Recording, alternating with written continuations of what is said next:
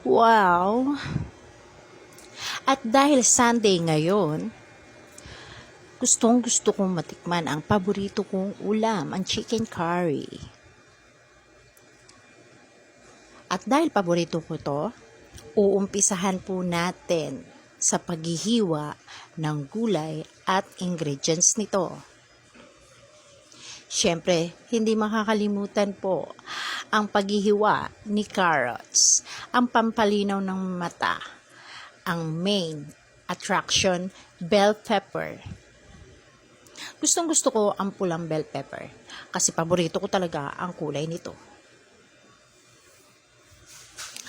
At ayan na nga, hiniwa ko na. At dahil dyan, hindi pwedeng kalimutan ang nag-iisang sibuyas. Baka maging balat sibuyas siya pagka yan kinalimutan mo. Kapares din ito si bawang. Nakay sarap-sarap kapag ka ito nakakain mo ng hilaw. Masarap yan. Siyempre, isusunod ko muna tong nakalimutan kong patatas. At dahil nakalimutan ko, hiniwa ko na diretso. Napakasustansya niyan. Kaya sa susunod pag naghiwa kayo, huwag nang kakalimutan. At syempre, ang aking gata. Yan ay aking gata. Masustansya yan. Kaya mga brother and sister, kailangan meron ganyan. Syempre, ang luya.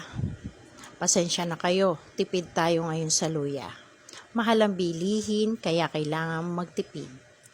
Ito ay low budget lamang po ito, kaya pang 1 kilo lang naman na manok ito. And narito ang siling walang kinatatakutan, nakakaanghang. Mag-uumpisa na po tayong magisa. At dahil dyan, pinainit ko ang kawali at nilagay ko na ang ating nagmamantika. Sige, iisa-isahin na po natin ang pagigisa. At dahil dyan, bago tayo magisa, kailangan muna natin prituhin ang ating patatas. Wag na pong kalilimutang prituhin yan. Dahil yung iba, hindi na po piniprito. Nasa sa inyo naman po yan. Pati si carrots, yan. Kailangan prituhin nyo po yan para mamaya ay ilalagay nyo na lang po siya. So, nag-umpisa na po ako. Sa iba, inuuna nilang ilagay sa mantika ay ang bawang at sibuyas. Pero ako, luya po ang inuuna dahil gusto ko po yung amoy ng luya kapag ka nagluluto ako. So, luya, bawang, at isusunod ko na po ang sibuyas. Sa pagluluto naman po, hindi po tayo pare-pareho ng style. Nagkakatalo rin po yan sa lasa. Pero wala pong magaling. At wala naman pong mali sa pagluluto kapag ikaw ay masaya sa ginagawa mo. Lalo na't kapag ka nakikita mong nabubusog ang mga mahal mo sa buhay. Sige, gisa pa. Gigisahin ko sila sa mantika. Kasi wala silang sariling mantika. Charas!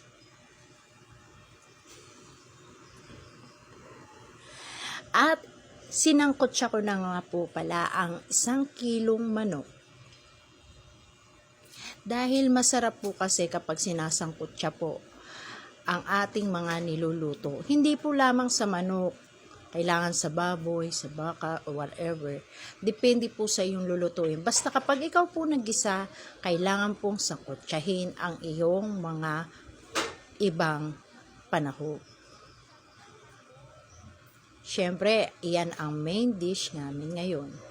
Kailangan pasasarapin ko ito kasi baka hindi ito maubos. 1 kilo pa naman to. Ang dating ako lahat ang kakain. Okay lang. Paborito ko naman to eh.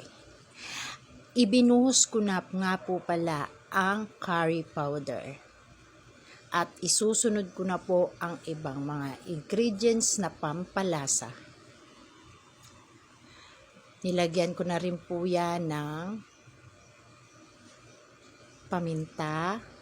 Yung pino yung nilagay ko kasi para hindi siya buo-buo, no? Pino, kailangan pino. So, nilagyan ko po yan ng chicken cubes at o kaya kung ano palasa, bahala po kayo kung ano po ilalagay ninyo. Nasa sa inyo po yan dahil kayo naman po ang titikim niyan. At dahil marami kaming curry powder, inilagay ko na lahat, tinodo ko na. O, diba? Marami kami niyan eh. Supplier ba? At eto na nga ang mga sunod-sunod na mga ingredients. Panoorin nyo na lamang po.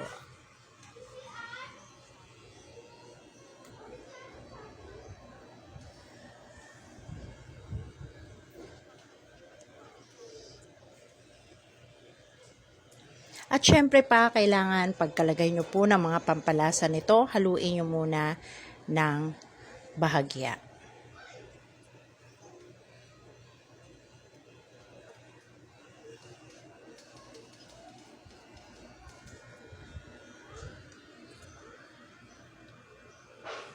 Gusto ko kasi lasang-lasa po yung curry powder niya. Iba-iba po kasi talaga tayo ng style ng pagluluto, pero nasa sa inyo po yan. Siya nga pala, ibinuhos ko nga po yung pangalawang gata. Kasi instead of tubig ang ilagay ko, yung pangalawang gata po ang aking inilagay. At patutuyuin ko po yan hanggang sa lumambot ang ating manok.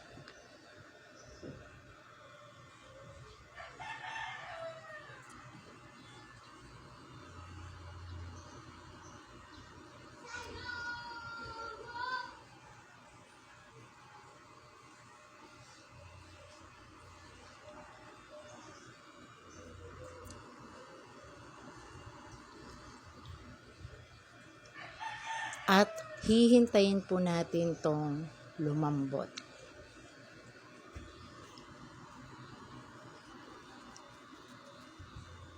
Nilagyan ko na nga po pala yan ng asin para may timpla na siya kapag yan ay malambot na.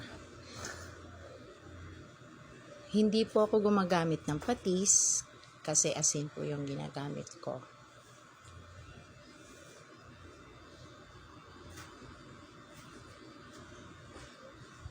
Hahayaan ko lamang itong kumulo hanggang lumambot ang manok.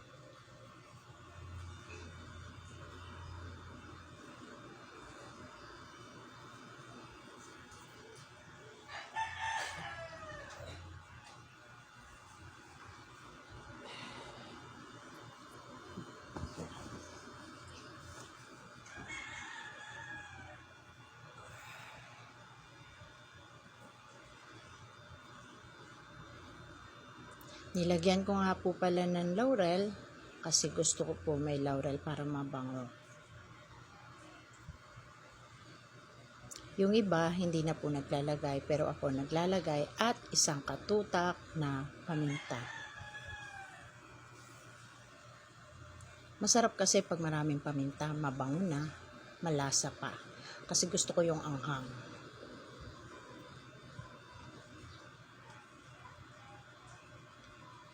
Hinalo ko lang saglit at mamaya ay hihintayin ko na lang po yung lumambot. Eto na siya. So nilagay ko na po ang ating mga gulay. Yan po yung nakatuyo na siya. Tapos ibinuhos ko na po ang ating kakagata. Ito po yung unang piga.